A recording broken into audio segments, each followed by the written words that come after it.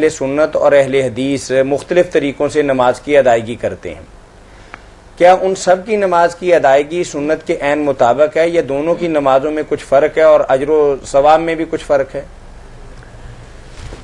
دونوں کی نمازیں جو ہے نا ہیں تو دونوں ہی اہل سنت اور دونوں ہی اہل حدیث. یہ نام اپنی طرف سے لوگوں نے الگ الگ رکھ دیں. جو اہل سنت ہوگا وہ اہل حدیث بھی ہے، جو اہل حدیث ہوگا وہ اہل سنت نہیں ہوگا. ایک ہی بات ہے، یہ ٹریڈ مارک ختم کرنے چاہیے، سب کو سارے بن جائیں.